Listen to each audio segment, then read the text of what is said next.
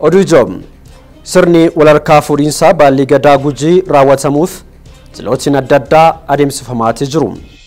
Marii biyaalessaa dhimmoonni xiyyeeffannoo barbaadan yeroon akka xumuraman hunduu tumsuu akka qabu obbo Taaggasee Caafoo ibsan.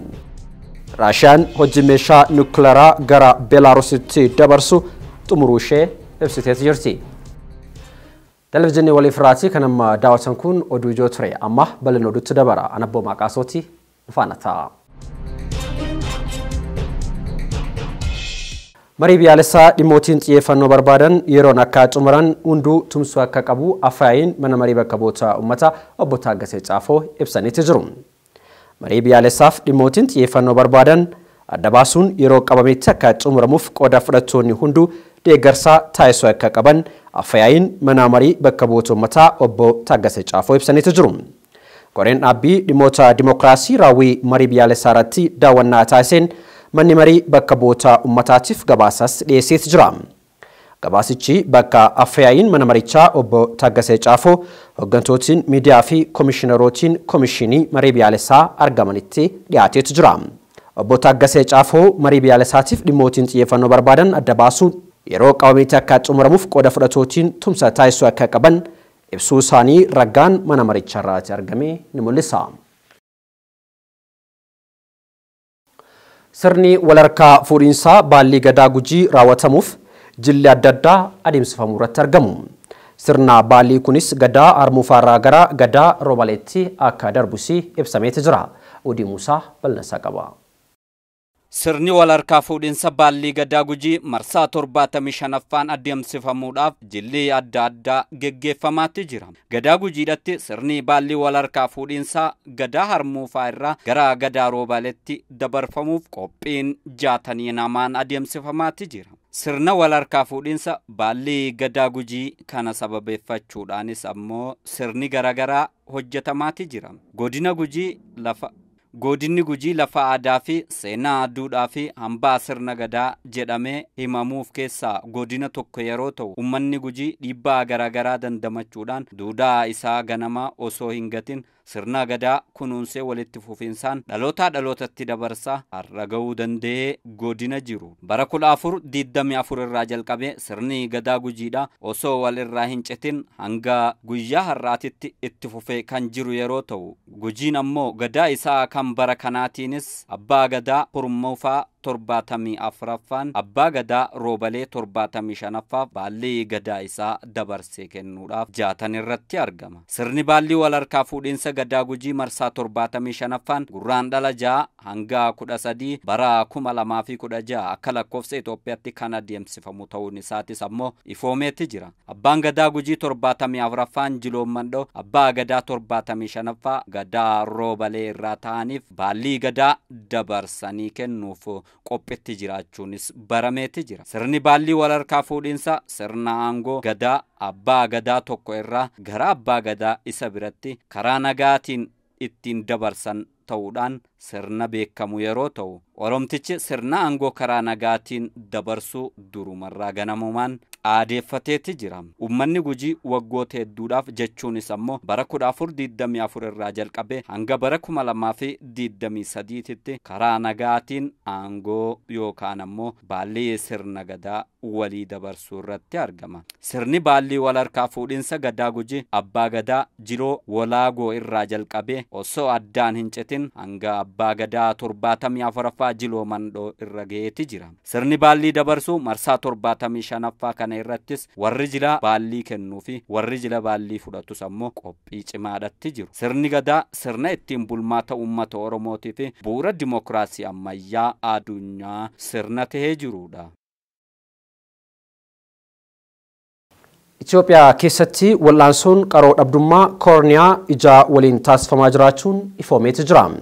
Baankiin ijaa Itoophiyaa roga kanaan hojii murteessaa hojjechaa jiraachuus ibsameetti jira. Liyaa Taaddasee bal'ina qabdi.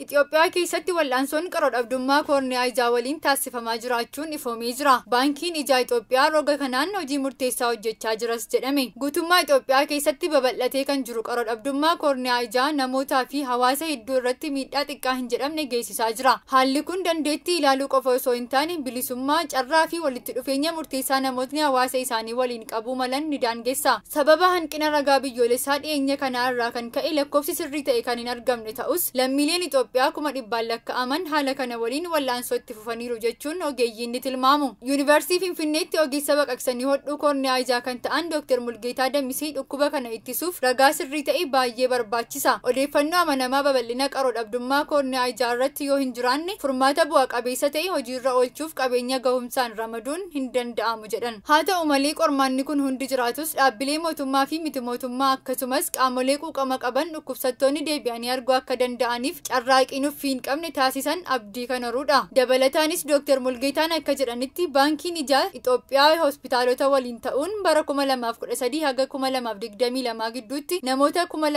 2177 oliif jijjiirraa koorniyaa ijaa mijeessee jira. Itti gaafatamtuu olaantuun baankii ijaa Itoophiyaa Liyaatii Kaaboo akka jedhanitti waggoota 12 darban keessatti koorniyaa ijaa 3200 ol walitti qabnee dhukkubsattootaaf raabsineerra. Waggaa waggaan koorniyaa ijaa 200 haga 300 gidduutti raabsina. Haa ta'u malee adeemsi kun qabeenya guddaa waan barbaaduuf qaawwi jiru ammallee guddaadhas jedhaniiru. Lakkoofsi lammiilee Itoophiyaa dukkana kanaan haguugaman sirriitti kan hin argamne yoo ta'u kan kuma dhibbaan lakkaa'aman dhiibbaa kanaan akka miidhaman ogeeyyiin ni tilmaamu. Ogeeyyiin hanqina ga'umsa waldaa jijjiirraa koorniyaa ijaa Itoophiyaa dabalatee gufuulee hedduun damee kana irratti rakkoo miidhamtoota hammeessaa jiraachuus eeraniiti jiru. Haa ta'u malee waldaan jijjiirraa koorniyaa ijaa Itoophiyaa yaala jijjiirraa koorniyaa ijaa bira darbee namoota qaroo dhabdummaa kanaan miidhamaniif gorsa qajeelfamaa fi gargaarsa kennaa jira. Addis istaandardiitu gabaase.